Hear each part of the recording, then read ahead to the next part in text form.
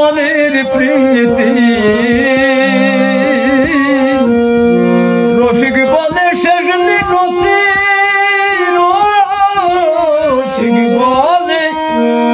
রসিক বলে শেষ মিনতি চরণ কমলে আশা করি পরাণ বন্ধু আসল কুশলে চিঠি লিখি তোমার কাছে। আমার প্রথমত এই রসিক বাবু আর আমাদের এই ছোট রাজেন বাবু দুইজনই একসঙ্গে জোট ছিল, একসঙ্গে গান করত। ওনাদের গানের শুরুর থেকেই এই আমার বাবা ছিল আনন্দবালা, উনি থাকতো, গান করতো, তো মাঝে সাঝে আমাদের এখানে আসতো। পরক্ষণে বহুদিন চলতে চলতে আমি যখন দলে ঢুকলাম, প্রথমত দলে ঢুকলে সরকার মশাই, আমার কালিদাস সরকার, উনি আমাকে নিয়ে গেল এই দলে গান করতে করতে করতে করতে করতে ওই রসিকবাবুর সঙ্গে গান হতো। বিজয়বাবুর সঙ্গে কম হতো গান, রসিকবাবুর সঙ্গে গান হতো। বিজয়বাবুর যদি আশেপাশে আমরা শুনতাম যে উনি ওইখানে গান করে দিতাম। এই হিসাবে মোটামুটি আমাকে ওই আমার বাবা কবিতে গান করতো, তখন তো রসিক আমার বাবা আর আমার দাদু, মানে ওই কালিদাস রাজন সরকার বাবা, ওনারা যখন গান করতো তখন বিজয়বাবু সরকার হয় না, রসিকবাবু তো হয়ই না। তা ওনাদেরই গান চলছে, চলতে চলতে এদিকে বিজয়বাবু সরকার হয়ে গেল, ছোট রাজন সরকার হয়ে গেল। সরকার হয়ে গেলে তখন ভালো ওনাদের একটু চাহিদা হলো।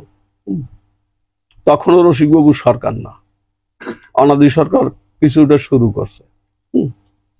তাই গান করতে করতে করতে করতে বেশ রসিকবাবু একদিন দেখা গেল কি উনি প্রায় মোংলার ওদিকে থাকতেন, ভাগায় ছিল বাড়ি, ওইখান থেকে মোংলার দিক থাকতো, কিছু ছেলে মেয়েদের নিয়ে যাত্রা সাত্রা এই সমস্ত করে বেড়াতো। তো ওইটা বেশ পারদর্শী ছিল, আর লোকের তীক্ষ্ণ বুদ্ধি ছিল, বুঝছেন, কণ্ঠটা ভালো ছিল, চেহারা ভালো ছিল, একটা কিছু বললে শুনতো। তো উনি কবি গান শুনে হঠাৎ ওনার মন মানসিকতা পরিবর্তন হয়ে গেল। বাহ, কবি গান তো ভালো, যাক চলে বেশি বলে দরকার কিছু নাই, এ তো ভালো ছন্দ, এতে তো কোনো বইপত্র পড়া লাগে না, যাত্রার মতন প্রমোট করা লাগে না, কিচ্ছু লাগে না। তা আমি ওনটা পারলে আমি পারবো না কেন? এই জনার ভিতরে একটা স্পৃহা জাগলো। জাগার পরে উনি তৎকালীন সময় ওই এলাকার লোকজনের বলতে, আমি কবি গান গাবো তোমার বাড়িতে, খাবার টাবার কিছু দেওয়া লাগবে না, কিছু দেওয়া লাগবে না, তোমার বাড়িতে কবি গান গাবো। এই কইয়া কিনা অনেক জায়গায় মহিষ টইষ বান্ধা রয়েছে, গাছতলা দিয়ে শুরু করতো, কবি গান শুরু করতো। এই করতে করতে করতে করতে বহুদিন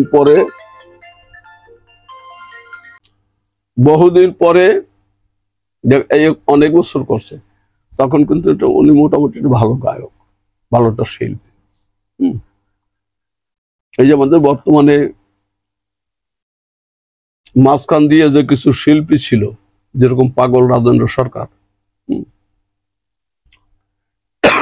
আপনার নিশিবাবু, নকুল দত্ত, ওনারা কিন্তু কণ্ঠশিল্পী ছিল না।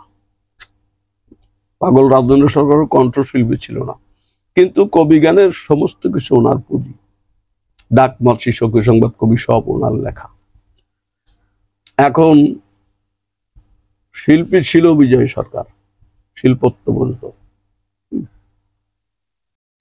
এই জন্য ওনার হইল ধুয়ে গান, প্রায় ধুয়ে গান। রসিকবাবুর ভিতর কিন্তু শিল্পত্ব ছিল, ভাঙতে করতে পারতো, একটা সুরকে ভাঙতে করতে পারতো। দুইটা জিনিসকে ভেঙে চুরে উনি মাঝখানে একটা জিনিস দাঁড় করতে পারতো, দুইটা সুরকে ভেঙে একটা মাঝখানে নতুন সুর সৃষ্টি করতে পারতো, এই ক্ষমতাটা ওনার ছিল। মানে সৃজনশীলতা যাকে বলা হয়, এই জিনিসটা ওনার ছিল।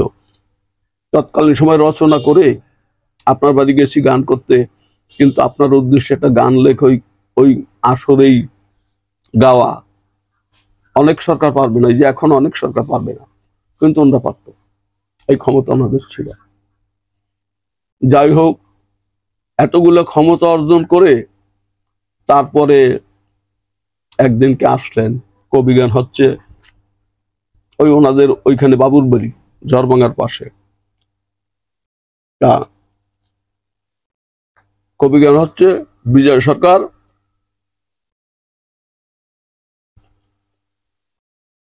আর নিশিবাবু, দুইজনে ওইখানে আইসা 1 টাকা দিয়ে বিজয়বাবুর প্রণাম করে বলছে, আজ থেকে আপনার আমার গুরুদেব, কবিগুরু। ওই যে প্রণাম দিয়ে চলে গেছে, একদিনের দলে ঘরে নাই, একদিনের দলে ঘরে নাই। বিজয়বাবু আপাত মস্তক তাকাইয়া বলছে, তোমার কি নাম? বলছে, আমার নাম রসিক। ও রসিক, যাও, রসে পরিপূর্ণ আছে, তোমার গান মানুষের শুনবে। ওই যে প্রণাম দিয়ে ওই গান শেষ হয়ে গেছে, ওদিন চলে গেছে, আর কোনো সঙ্গ নাই।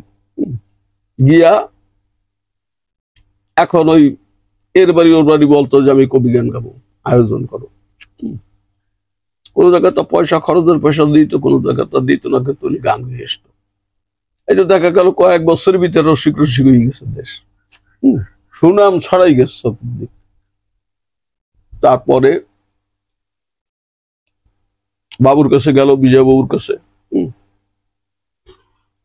মাঝে সাঝে আসতেন বিজয় বাবুর কাছে, সন্ত জমুক জায়গায় গান গায়, সেই জায়গায় যেত। শেষে 5-7 বছর পর বিজয়বাবু বলে, রসিক এদিকে তো ঘোরাঘুরি না করে না। বিজয়বাবুকে রসিকবাবু গিয়ে বল, বাবু আমি কিরকম কি গাই না গাই একটু পরীক্ষা নিরীক্ষা করার দরকার আছে না? তা হ্যাঁ ঠিকই আছে, যা আগামী সিজনে তোকে নিয়ে আমি গান গাবো। এই যে বিজয়বাবুর সঙ্গে জোটে গান করা শুরু করলো। গান করতে করতে করতে করতে যে কোনো কারণবশত বহু বছর গান করছে, সারা বাংলাদেশ রসিক রসিক হয়ে গেছে। যেরকম কণ্ঠ, সেরকম চেহারা, আর সেই রকম ওই যাত্রাই ঢঙে ডায়লগ গুলো দিত। পাশালি বলতো, এমন কায়দায়, আরে যাত্রাই ঢঙে। তারপর পড়াশোনা করত, খুব পড়তো, রাত্র 2টা-3টায় গান শেষ হয়ে গেছে, তারপরও পত্রিকা পড়ত, পেপার পড়ত, এইগুলো করতো। এই যে পড়ার জানার স্পৃহা ওনারা আগাগোড়া ছিল, বোঝার আরো কি আছে, আরো কি আছে, এইটা জানার স্পৃহা ওনার ছিল, খুব ছিল। আমরা যেরকম একটু বসে থাকলে একখানা বই নিয়ে, যে কোনো বই নিয়ে একটু দেখার চেষ্টা করি, ওনার কিন্তু এইটা তো ওনাদের জন্যই হয়েছে, কেন ওনাদের ওইগুলো দেখছি, এখন আমাদের একটা অভ্যাস হয়ে গেছে। কিন্তু এইভাবে করতে করতে করতে করতে যে কোনো কারণবশত একটা কথায় উনি আমাদের, একমাত্র একটা কথায়, ভ্যানে চড়া নিয়ে একটা বিষয়, ওইটা বিস্তারিত বলবো না। তখন এমন একটা লোকে এমন একটা কথা বলছে, সঙ্গে সঙ্গে বলছে দেশে কোনো মানুষ থাকে। দিন রাত্রের ভিতরে উনি চলে গেছে ভারতে। যে আমার বোঝা পাওয়া লোক, যে আমার ভ্যান টানা লোক, সেই রকম কথা বলল, ওই সঙ্গে সঙ্গে ভারতে চলে গেল। এর ভিতর দিয়া ওনার অনেক বক্তবৃন্দ হইল বিজয়বাবু, এই রসিক বাবুর অনেক শিষ্য শাবক হইল। আমি অনেকের নাম বলতে পারবো না, কিন্তু কয়েকজন আছে, এরা মোটামুটি যেরকম আমাদের জলিপারে ছিল করিগ্রামের চিত্ত সরকার, মোটামুটি ভালো গাইতো, খাটো মানুষ, চেহারাটুকু একটু ভালো ছিল। ও চিত্ত ছিল করিগ্রামের। আর একটা লোক ছিল ওর নাম হইলে হরিবর, একটা ছেলে। ও আমাদের পরে ওই ভারতে গেলে পর রসিক বাবুর ছাত্র হয়েছে। ইত্যাদি করে মেলা লোক ওনার ছাত্র হয়েছে। ছাত্র হওয়ার পরে এরা এখন কেউ এদেশে প্রায় দেখা যায় না। এখন বাংলাদেশে প্রায় রসিক বাবুর ছাত্র দেখা যায় না। ওই যে ভারতে দু একজন আছে। এরপরে আমাকে মনোরঞ্জন, ও ভারতে গিয়া কালীধর বাবুর শিষ্য। ও ভারতে গিয়ে প্রথম কিন্তু আশ্রয় দিচ্ছে রসিক বাবুর কাছে। ওনার গান শুনছে। নারায়ণ সরকার রসিক বাবুর একদিন সন্ধ্যার বর্ণনা করছে। এই বর্ণনা শুনে নারায়ণ সরকার সে বলছে আমার দ্বারাই কবি জ্ঞান হয় না। এইরকম বর্ণনা, প্রকৃতির বর্ণনা শুরু করে একেবারে সন্ধ্যার বর্ণনা উনি পরিপূর্ণ করে সন্ধ্যা কি করে জগতের বুকে নেমে আসে। এই বিষয়টা একবার করকর করকর করে যাত্রার ডাইলগের মতন বললো। নারায়ণ দাস শুনে অবাক হয়ে গেছে। উনি কাব্য, মানে কাব্য রসে পরিপূর্ণ ছিল।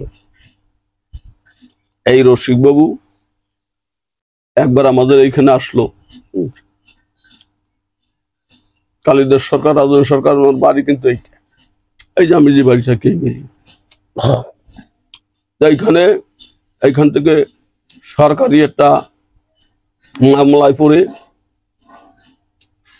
ওনাদের এই বাড়ি থেকে নামাই দেয়। ব্রিটিশের সময় নামাই দেয়। নামাই দিলে ওদের সামনেই, দু একটা বাড়ির সামনে ওই জায়গায় বাড়ি করছে। ওইখানে আইসা কয়েক আমারে মেড়ার মাংস খাওয়ান লাগবে। খাওয়াবো, কত খালি খালি খাবো না, কবি জ্ঞান হবে। এখানে আমাকে 2 দিন কবি জ্ঞান, মাঠের ভিতর জমির ভিতর প্যান্ডেল করে কবি জ্ঞান হলো। তখন তো আমি আলোচনার ডিপ তত্ত্ব তো বেশি ভালো বুঝি না। শুনলাম, কানলাম, কিন্তু কেন কানলাম এই তত্ত্বটা সম্পূর্ণ ধরে রাখার মন না, কারণ বাদাম খাওয়া মন সে সময়। কিন্তু আমি শুনলাম, আমার খুব ভালো লাগতো। ছোটবেলার থেকেই কবি গানটা আমার খুব ভালো লাগতো, এবং তৎসঙ্গে যাত্রাটা আমার খুব ভালো লাগতো। এটা শুনলাম, ওখানে কান্নাকাটি করলাম। তারপরে আমার জড়াই ধরে বলল, কিরে, কবি গান শুনলে মানুষ কান্দে, কবি গান শুনে মানুষ কাঁদে না, তুই কাঁদলি কেন? শেষে আমি এইটুকুই বললাম, আপনি যে আলোচনা করলেন পঞ্চপাণ্ডব আর শত ভাই, এই পঞ্চপাণ্ডব শত ভাই লক্ষ লক্ষ মানুষের সঙ্গে যুদ্ধ বিগ্রহ করে তারা একমাত্র সত্য যুধিষ্ঠির, সত্যের পরে নির্ভর করে ভগবানের কৃপা তার প্রতি বর্ষিত হয়েছে। সুতরাং পঞ্চপাণ্ডব সত্য প্রতিষ্ঠিত হয়েছে। আমি এইটুকু বুঝে কানলাম যে যদি কারো ভিতর জীবনে সত্য থাকে সে একদিন প্রতিষ্ঠিত হবে। আমারে জড়াই ধরে উনিও কাঙ্গি ফেলে 2 ফোঁটা চোখের জল ফেলে দিল। তুই এইটুকু সেইটুকু বুঝছিস সত্য প্রতিষ্ঠিত হবে? বলছে হ্যাঁ, সত্য একদিন প্রতিষ্ঠিত হবেই, সত্য সঠিক থাকবে। তখন আমরা ধরে নিয়ে একসঙ্গে গিয়ে খেলাম, ভাত টাত খেলাম। খাওয়া দাওয়া করে ওই যে বাড়ি আর এই যে বাড়ি, আমার রাস্তা দিল না, রাত্রে ওনার কাছে রাখলো, ওইখানে ঘুমাই থাকলাম। পরের দিন আবার গান, ওইখানে 2 দিন গান হলো। ওইখানে গানের শেষে তারপরে আমার বাবারে বলল, দাদা ওরে তুমি কবি জ্ঞান শিখাইও, ও কবি জ্ঞান গাইতে পারবে। এই যে একটা কথা বলে চলে গেল। তারপর তো নানান জায়গায় নানান আসরে সাক্ষাৎ হতো। বেশি কথাবার্তা বলতে পারতাম না, কেন ওনার কাছে লোক থাকতো খুব। গান করতাম, চলতাম বহু বহু। তারপরে উনি যখন ভারতে চলে যায়, এই গানটা পরে ভারতে যাওয়ার পরে এই গানটা আমি পাইছি, আমারে পাঠাই দিছিল। জন্মের শেষেই দেখারে দেশের মাটি শেষে প্রণাম নিও। এই গানটা আমার পাঠাই দিছিল কখন? ৭১ যুদ্ধের সময় যখন ভারতে গেছি, ওই জায়গায় গিয়া আমাদের গান বিরেটি রাজধানী সরকার, কালিদাস সরকার আইসে, মানুষ শুনে, এই দেশের মানুষ সব কবি গান ফাটাইছে। তো ওই জায়গায় গান করতে গেছি বিরেটি স্টেশনের পাশে। শেষে ওইখানে ওনার দলে একটা লোক ছিল, সেই লোকটা পকেটে থেকে একটা কাগজ বের করে গিয়া বলছে কি, তোমার জন্য এই গানটা বাবু দিছে, ওই যে জন্মের শেষে দেখারে দেশের মাটি শেষ প্রণাম নিও। এইটুকুই আমার জীবনের স্মৃতি পাওনা ওনার কাছ থেকে আমি পাইছি। আর বিজয়বাবুর কাছ থেকে আমি যেটুকু পাইছি, আমার নিগূঢ় তত্ত্ব অনেক কিছু। যেরকম, যেহেতু একটা দিবসে আমার কণ্ঠটা খুব ভালো ছিল, ছোটবেলার থেকেই গান করতাম। অনেকে গান করতে উঠলে বিজয়বাবু বসাই দিয়ে আমার বলতো, শরৎ ওঠো। আমি কিন্তু গান করে বসছি, উনি আবার বলতো ওঠো। একটা সখী সংবাদ আমি গাইছি, ওর জবাব তো সরকার মশাই দেবে ওনার দল নিয়ে, কিন্তু সেই দল বল উঠাই দিয়া উনি জবাব দিতে উঠে বলছে, তোমার গানের জবাব তুমি গাবা, ওঠো। আমার গাওয়া লাগতো। তা গান গাইতে গেলাম আসকর, ওরে মানুষ, এত মানুষ, এই মাথার থেকে ওই মাথা দেখা যায় না, এই পরিমাণে মানুষ। ওনার দেখার জন্য মানুষ এইভাবে আসছে। তা ওই জায়গায় গান হয়ে গেল, সারাদিন গান হলো। সন্ধ্যার পর জ্যোৎস্না রাত্র আমি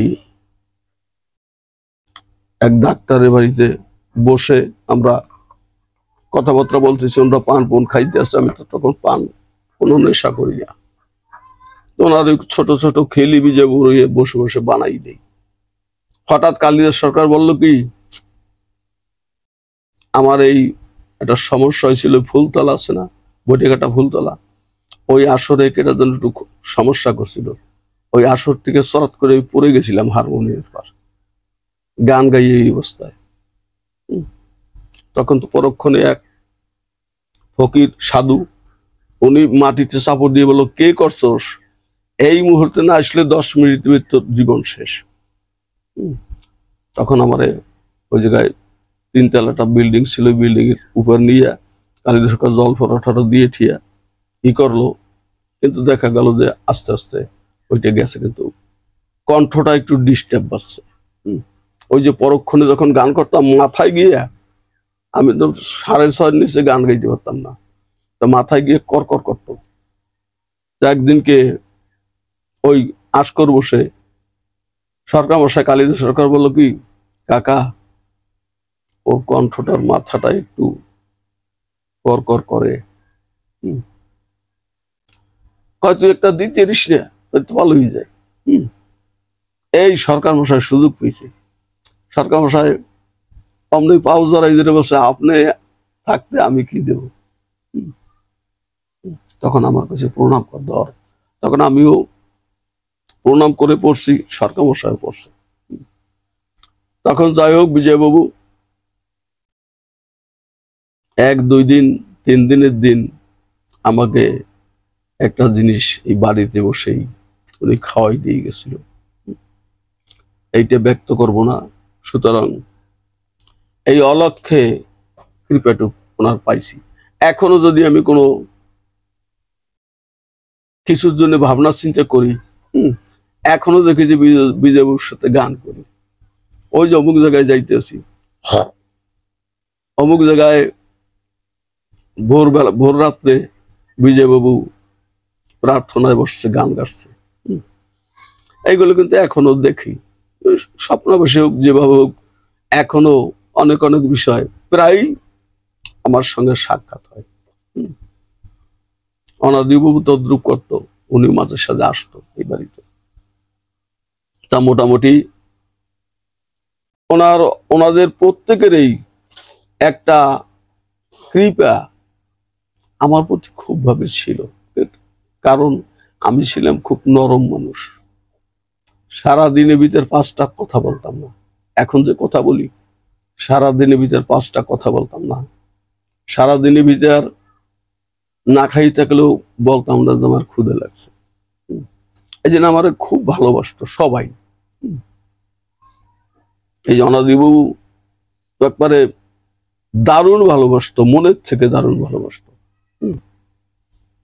এইগুলা ওনাদের সঙ্গে অনেক অনেক বিষয় আমি অনেক অনেক জিনিস পাইছি, এবং তৎসঙ্গে এই কবি গানের যে ডাক, মালসিক, সখী সংবাদ, কবি গোষ্ঠ, এইগুলা কিন্তু বাংলাদেশ কোন ভারত কোন যত সরকার আছে এদের ভিতর এখনো যদি পুঁজি, কবি গানের পুঁজি কেউ তালাশ করতে হয়, চালান যারে কয়, তালাশ করতে হলে এখনো 200 গান মনে হয় আছে আমার মনে, বসলে মনে করতে পারি। কিন্তু আর তালাশ করলে কবি গান যেরকম প্রথম বন্দনা ডাক, তারপরে মালসী মায়ের বন্দনা, তারপরে সখী সংবাদ, এরপরে সখী সংবাদের জবাব, ওই গানটার জবাব, এরপরে কবি গান, এই কবি গানের জবাব, তারপরে সরকার উঠে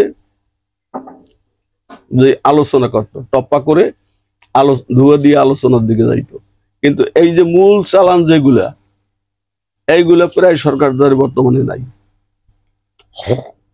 ওরা 1টা 2টা গান নিয়েই যথেষ্ট, আর নেই।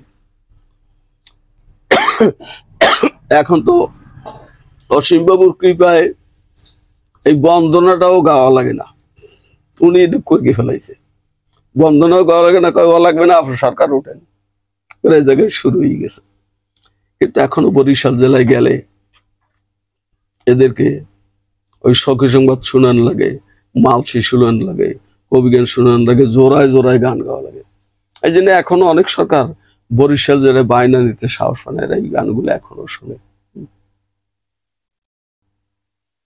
আমি গান করছি প্রায় 16-17 বছর, কিন্তু ওনার সঙ্গে একবার মিলে গান গাই নেই। মিলে গান গাই নেই, মাঝে সাঝে ওনার সাথে পড়ছে গাইছি, আবার অন্য লোকের সাথে পড়ছে। আমি তো তখন কালীদের বউ, রাজেন বাবু, ওনাদের সঙ্গে মিলে থাকতাম। ওনারা এবারে প্রথম কবিতা নিছে, তো মোটামুটি 2-3 বছর একভাবেই বেড়াইছি। আধ্যাত্মিক শক্তি ছিল। শোনেন, মানুষের 2টা গুণ থাকে, তাই না?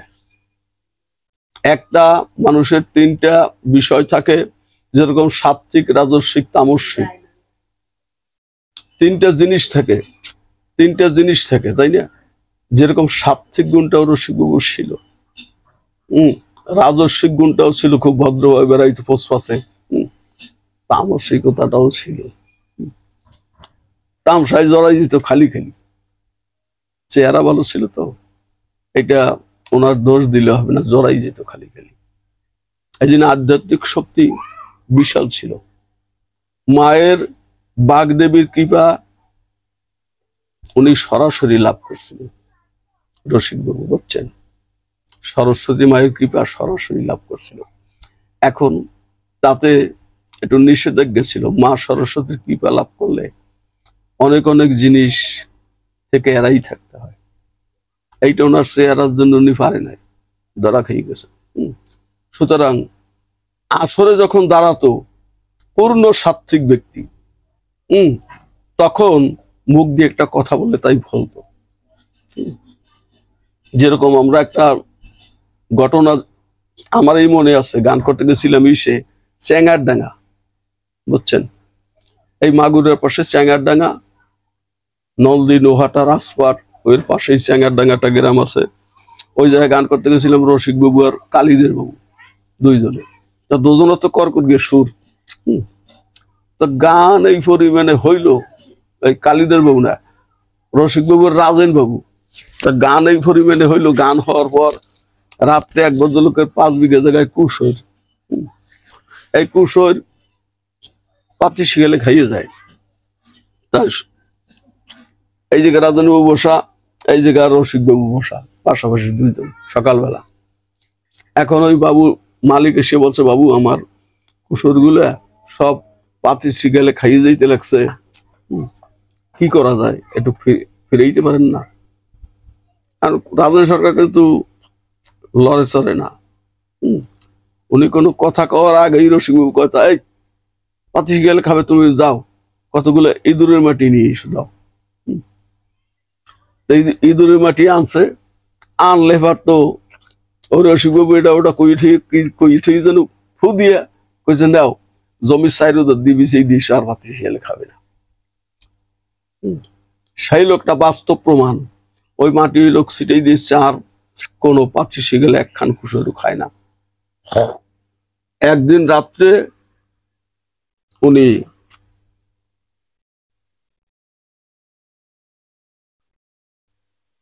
দেখেছে একটা লোক ঘোরে, একটা লোক ঘোরে, ওইটুক শুধু দেখছে।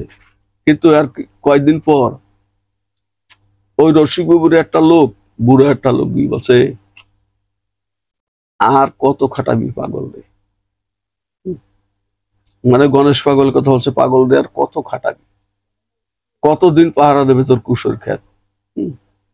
তখন সেই ভদ্রলোকরে লোক পাঠাই দিছে, যাই কুশোর কাইটে ফেলতে কও। শেষে যে কুশোর কাটছে। এই যে তাদের মুখের কথা, কোনো কোনো সময় বললে এইগুলো শুনতো। এইগুলো এই আধ্যাত্মিক শক্তি পুরোভাবে ছিল। বিজয়বাবু বলছে, রসিক রে, তুই যদি আমার হাতের মুঠে থাকতি, তাহলে তোর ওই রোগ শোক আমি সব দূর করে দিতে পারতাম। ছোট একটু পাওয়ার ছিল, বলছে কি আমার চোখের জল দিয়ে তোর ওই পাওয়ার ঠাওয়ার আমি মুছে দিতে পারতাম, কিন্তু তুই পারবি না, থাকতে পারবি না। রসিকবাবু বলছে, বাবু আমার পক্ষে মনে হয় সম্ভব না, আমাকে টেনে নিয়ে যায়, আমি কিছু করতে পারি না। বাস্তব প্রমাণ এই ফুলতলায় গান, বৈঠকাটা ফুলতলা, তখন আমার সরকার মশাই কালীদের সরকার আর বিনয় সরকার সাতপাড়ের, এই দুইজনকে বিজয়বাবু বলছে, কালিদাস বিনয় রসিকরে পাহারা দিবি। কেন? ওই জায়গায় ঠাকুর বাড়ি, ঠাকুর মশার দুটো মেয়ে ওর পিছনে লাগছিল, এটা একটু পাহারা দিবি। কিন্তু চাঁদিনী রাত্র, জ্যোৎস্না রাত্র, রসিকবাবু উঠে প্রস্রাব করতে গেছে, দুটো খ্যারের পালয়ের মাঝখানে দিয়ে প্রস্রাব করতে বসছে। এই কালীদের বাবু বিনয় বাবু দুইজনে দুই ফেসে দাঁড়ানো, দূর থেকে দেখতেছে, কিন্তু দেখে উনি প্রস্রাব করে উঠে পারে নাই, দুইটা মেয়ে দুই ফেস দিয়ে দিয়ে দুই হাত ধরছে। তখন এসে বসে, জ্যাঠামশাই কাজ হবে না, কি করবো কোন এই অবস্থা। ওনারা যে কথা বলে উঠছে, মেয়ে দুটো সরে গেছে। সে তো যতই চেষ্টা করুক, তারা তো টেনে নিয়ে যায়, কিচ্ছু করার নাই। এই সমস্যাটুকুর জন্য রসিকবাবু এই রোগটুকে ভুগছে, আর নয় আর কোনো সমস্যা ছিল না। মানুষই এটা, কিছু কিছু লোভী মানুষের জন্য তার জীবনটা অকালে গেছে, আর নয় উনি এত সকালে যাওয়া লোক ছিল না। যাদের কৃপা লাভ করছিল, এতে অনেক অনেক অনেক দিন আমাদের মাঝে তিনি বেঁচে থাকতে পারত, আমাদের সমাজের উপকার হতো। আজকে যে আমরা যে অভাব বোধ করছি, কোথায় কাব্য, কোথায় ছন্দ, কি জিনিসটা করলে আরো সুন্দর থেকে সুন্দর হবে, এই জিনিসগুলো আমরা থাকলে ওনাদের কাছ থেকে সংগ্রহ করতে পারতাম। কিন্তু আমাদেরও দুর্ভাগ্য, কেননা ওনারা অকালে চলে গেছে, আমরা অসমাপ্ত হয়ে বসে আছি।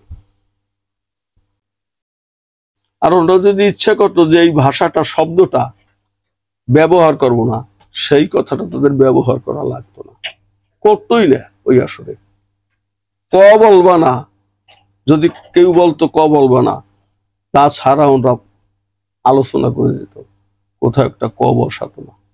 কথা বলতে গেলেই তো ক এসে যায়, এইটা বসাতো না। এত বড় শক্তি ছিল।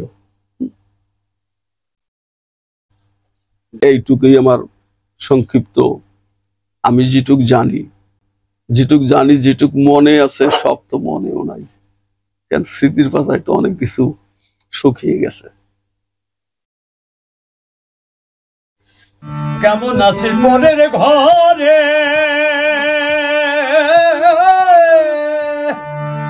বন্ধুরে ও বন্ধুরে, কেমন আছে পরের ঘরে, দেখে যেও নয়ন ভরে।